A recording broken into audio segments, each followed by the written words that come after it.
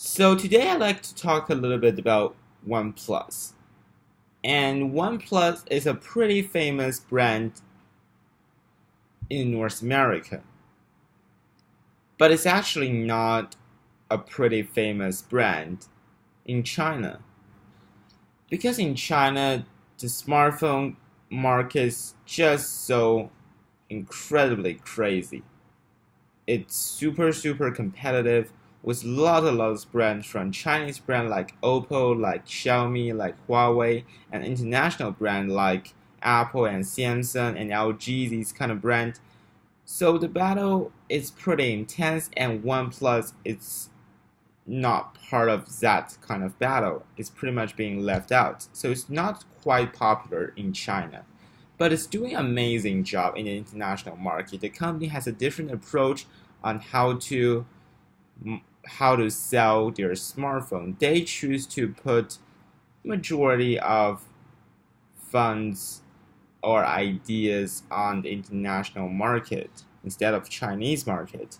Consider that it is a Chinese brand. I mean, these kind of approach is pretty marketing approach is pretty different and pretty special than other Chinese company.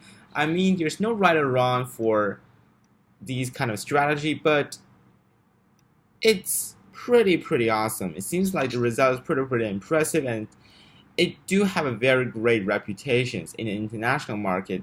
Pretty much everyone knows that the OnePlus have the fastest charging speed among all the smartphones in the world, with the dash charging technologies, with amazing build qualities and pretty good design and awesome killer specs, and of course at a not expensive price. That is pretty much everyone knows about this brand.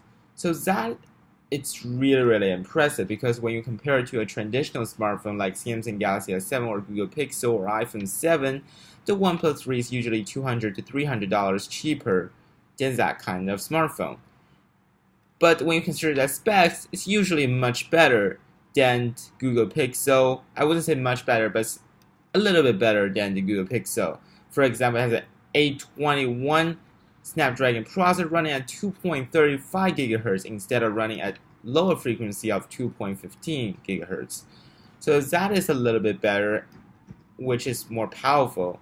And of course, it has 6 GB of RAM instead of 4 GB of RAM, a majority of flagship Android smartphone. So that is a huge advantage when you see a lot of speed tests that the OnePlus 3T usually do a pretty great job on the RAM management, making sure all the apps are open on the background, even the games. So it's amazing. It seems like the specs super awesome, and it starts at 16 4 GB of option for storage, and you get an option for 128 GB of option. There's no 32 gigs, there's no 16 GB storage option. So I think that's really good. And OnePlus is really an amazing smartphone company. They really, I wouldn't say, in some part they really cannot compare it to the Google Pixel, to the Samsung Galaxy S7 Edge or S8, for example, from the cameras. It's good, but it's not as great as the Google Pixel or the OnePlus 3. No, sorry, definitely not better than the Google Pixel and the Samsung Galaxy S7 Edge or S8 or LG G6. But it's pretty good. I mean, if you consider that the Google Pixel was iPhone 7 Plus or Samsung S7 Edge is at the first level of camera qualities, image qualities, like the OnePlus 3T is just behind at the second level. It's still very good. And the design is not super amazing, just not amazing as the new Samsung Galaxy S8 with a super cool infinite display. It's not super amazing, but it's good, especially its midnight black limited version for OnePlus 3T is pretty stunning. And the display is not like very top quality. It's a 1080 Full HD AMOLED display. It's not 2K, but it's still pretty good. So when you consider that, all the form factor, and think about its price and its specs, yeah, that is a perfect smartphone you actually want. It has everything you need. It's super fast with pretty much pure Android experience. Really awesome, fast, pretty much everything. Everything's not bad. There's not like a huge disadvantage from the smartphone. It's a really fast, the world's fastest charging technologies, and yeah, it seems like it's the perfect smartphone at an affordable price.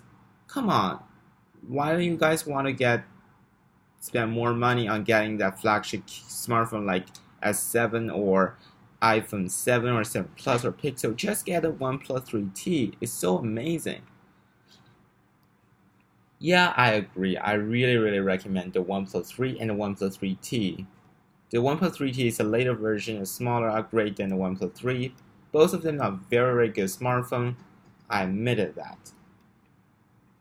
Well, I think OnePlus did a fantastic job in international markets, so I think they should focus a little bit more on the Chinese market again, because if they market their smartphone really in a great strategy, they could be a huge success in China.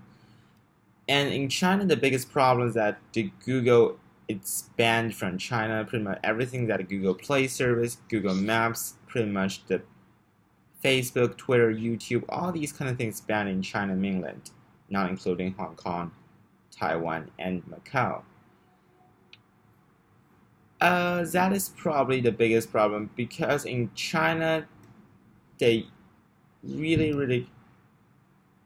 really not that famous as other companies. So my recommendations or my advice for